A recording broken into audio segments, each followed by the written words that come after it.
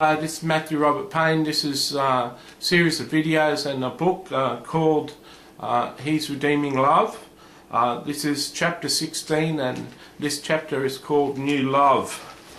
I was part of a multi-level marketing business, and in the process of being part of that business, I used to meet people that were underneath me and in my downline, as it is in the marketing business. I was going around one day introducing myself to the new members of my business that were forming part of my business, and I was about 6 people down. People introduce themselves and there's levels of business, and I was about 6 people down on one of Darren's lines, and I came across this girl that stood out, and she was quite pretty, and she asked me a few questions, and she asked me if she could meet me privately and talk to me privately, and I thought I was a bit shocked at that. That she was so forward and asked me could I spend time with her privately. I reminded her that she had people in the business that were above her, that were quite able to show her more of the business, and she didn't need me to show her. She insisted and asked me for my number, and tried to arrange and did arrange for me to meet her the following Saturday. The following Saturday came, and I was asleep in bed. One of the few times in Sydney that I'd gone for a surf in the morning, and I'd gone for a surf and worn myself out and came home and went to bed, and I got a phone call while I was in bed, and I got up to answer the phone, and it was Sharon, her name was, and she was on the phone saying, "Where are you?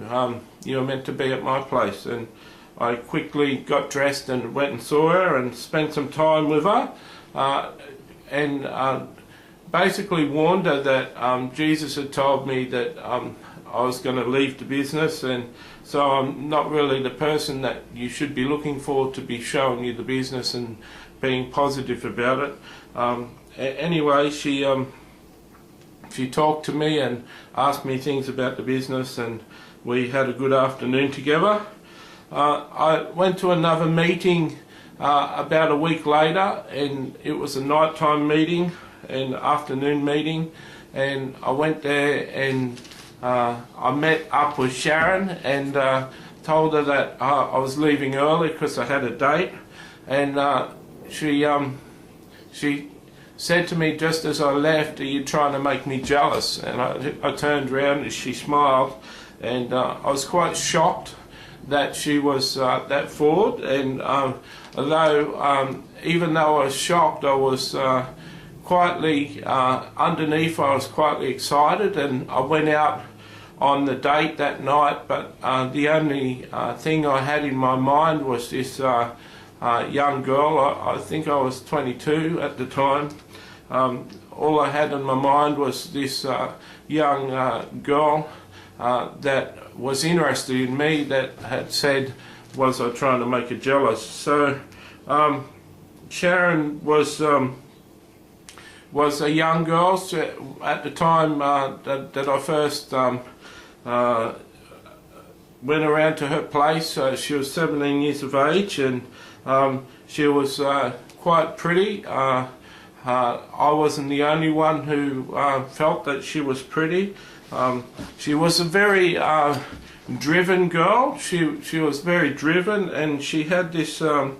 She had what people would call spunk about her. She had this never say die attitude, and when she set her mind to something, she normally achieved it. She'd set her mind in getting me, and she achieved it. I rang her after the date and went around to her place, and we ended up having our first kiss, and soon after I was in the bedroom with her. I don't think it was that day, but in days to come. I have to say that love and lust have to be separated. When it comes to males, they often only want one thing, and I don't think I was different when it came to Sharon.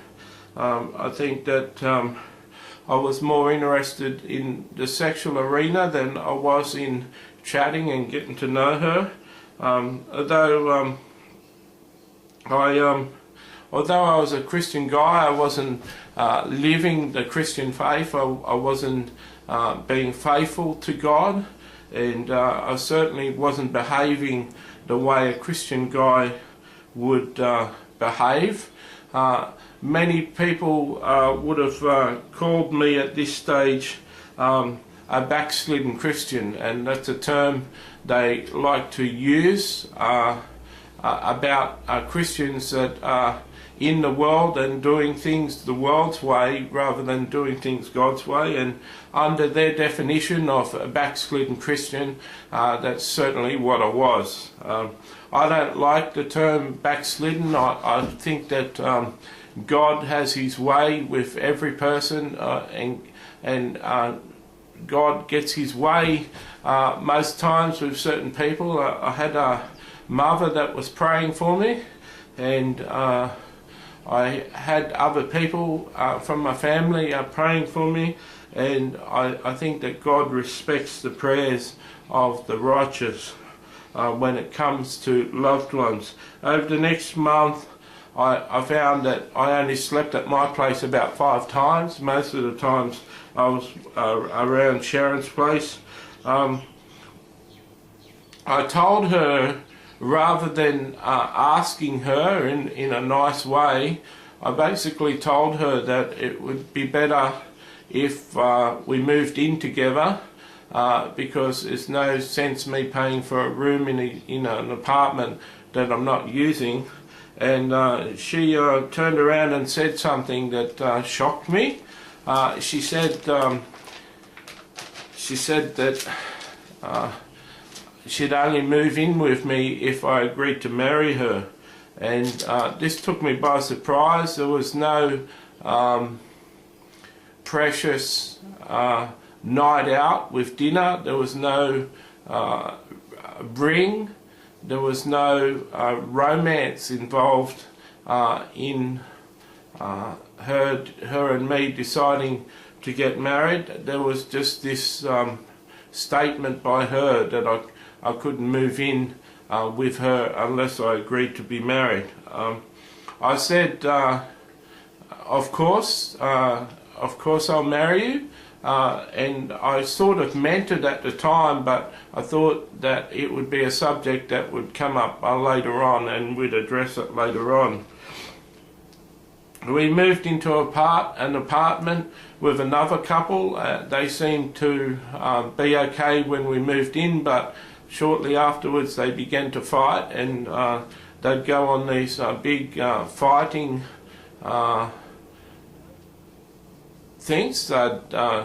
They'd fight a lot, and then they said to us that they used to have make-up sex, and they used to enjoy the make-up sex, and I didn't like the couple. I felt like moving out. It wasn't long that we lived there, perhaps a couple of months, and Sharon's mother's house caught fire, where Sharon's mother was living, and Sharon took off in the plane to help her mother with the house. She came back for a week and then left again, and said that she needed to help her mother again. She took quite a number of weeks. I think 4 or 5 or 6 weeks passed, and I was ringing her quite often, asking her when she was coming back, and it got to a stage where I rang her and was ringing her saying, "Are you coming back? Like, are you going to come back?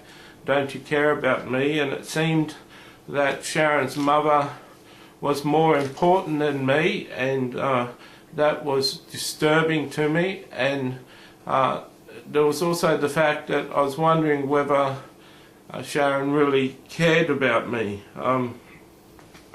One of the conversations we had in those weeks was that Sharon informed me that her breasts had grown a cup size, and she'd grown one cup size and one breast size, and I still to this day don't understand what a cup size means.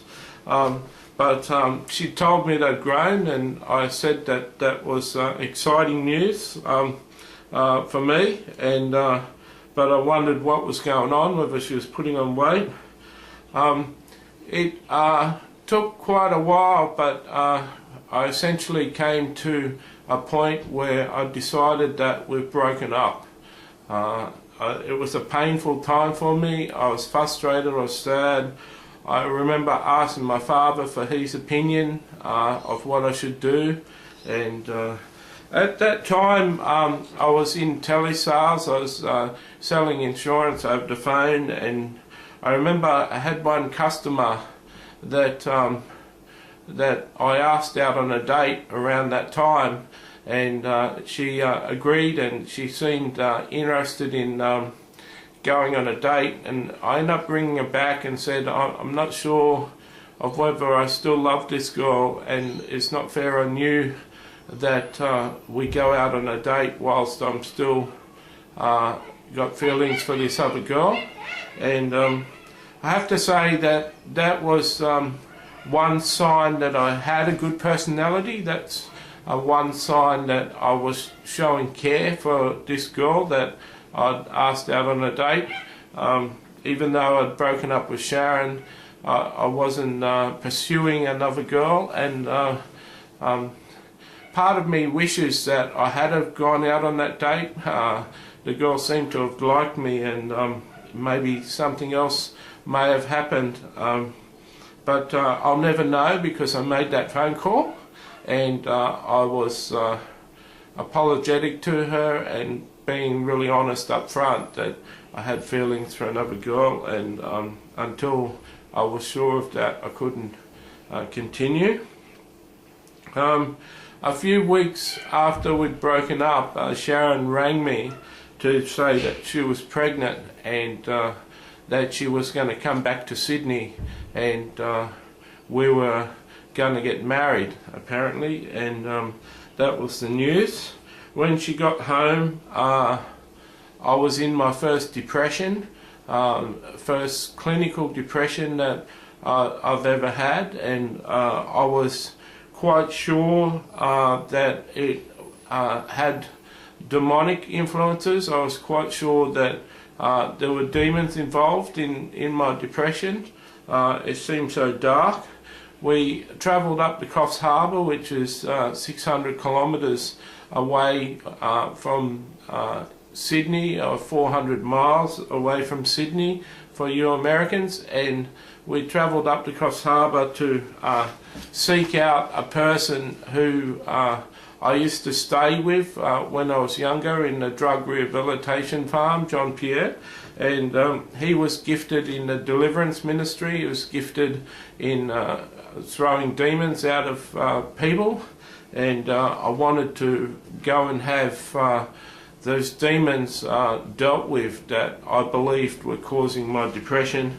And if they'd come from Sharon, sleeping with Sharon, I wanted her demons fixed up. Sharon was upset with my decision to go to Coffs Harbour, saying that I thought she had demons. I thought that I had demons myself. She wasn't happy with that decision, but she knew that I wouldn't marry unless I'd been through that process, so she came along with us. We got up there, and the John Pierre wasn't available, and my mother secured another pastor to come around to our place. The unfortunate thing was that the other pastor didn't believe that a Christian could have a demon, and so he essentially just counselled us and said that the best thing for Sharon would be if she became a Christian, and he explained the gospel to her, and she was a Catholic, but she gave her life to Jesus. So I remember that night at the dinner table at my parents' house that Sharon said to my father that she'd become a Christian. My father was sort of happy about that. He wasn't happy about us planning to get married, and so he smiled, but I'm not sure he was too happy with this girl that was with his son. We went and saw a Christian couple, Keith and Liz Francis, and Keith advised me not to go ahead with my marriage. I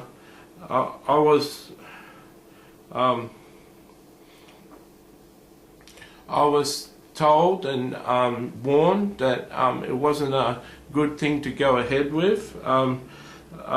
My mother, when I got back to Sydney, we came back from Sydney from meeting my parents and Keith and Liz Francis, and when I got back to Sydney, my mother phoned me and she said that I should keep Sharon as a girlfriend up until, for another year, up until after the child was born, and I should maintain my relationship and see if my relationship got stronger or weakened or became worse.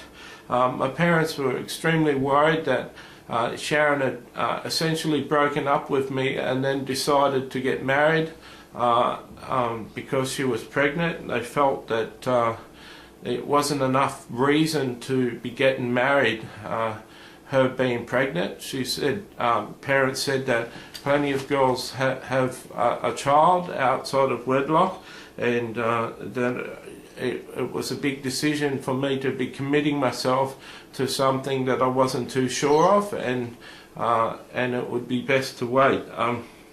My parents essentially said that I should live in sin and continue to live in sin, and it was according to my mother. She wouldn't have been first to recommend that, but they were scared and they were worried for me, and they didn't want their son committing to marriage. The other parent, Sharon's mother, was all for the marriage and was putting pressure on Sharon to get along with it and get an agreement with me.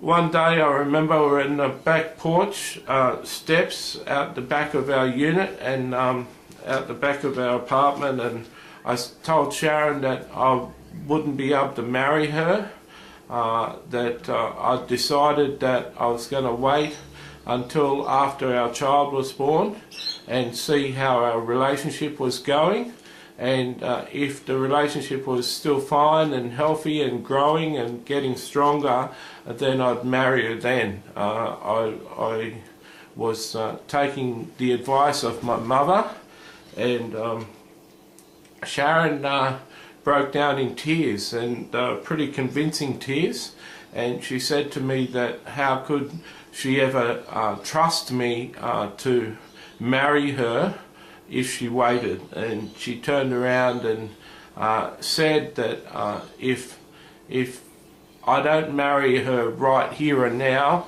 that she would leave and I would never see her or my child again. And I was shocked and tried to talk her around, and she stood her ground and repeated what she'd said, that I wouldn't see her or the child again if I wanted to back out of the marriage. I asked her, did she love me? Because I wasn't convinced that I loved her myself, and with tears rolling down her eyes, she nodded her head and said that she did love me. And so I said to myself, well, that will have to be enough. Now, I share all of this because it's the truth as I see it, and it's the truth that I remember. I don't think there'd be much chance. I haven't talked to Sharon for 14 years, so I'm not sure there'll be much chance of her being interested in reading a book about my life. I have got an inclination that my son might want to read a book about my life, but I'm writing this book as though he won't have. We've been estranged for 14 years, and I only talked to him on Facebook a few times, and I've decided to include things in this book that he might not necessarily be happy with. But for the sake of honesty and telling my full story and not leaving parts out, that's the way I've approached it. For the sake of the other people that are reading this book, one word of caution is that while ever sex is involved with a couple, pregnancies can happen. I wasn't sure how Sharon became pregnant. I know it had something to do with the sex, but I was quite sure at that time that Sharon was on birth control. I'm not sure why the birth control didn't work. I don't think I would have been foolish enough to be having sex if she wasn't on birth control. I think a lot of men who and boys that get women pregnant shake their head and wonder how they got their partner pregnant. And I just have to say, as a word of caution, that if you want to enter down the sexual role with your partner outside of marriage, be prepared that you may have to face the consequences. And the consequences of mine actions was entering into a marriage that I wasn't sure of. Okay.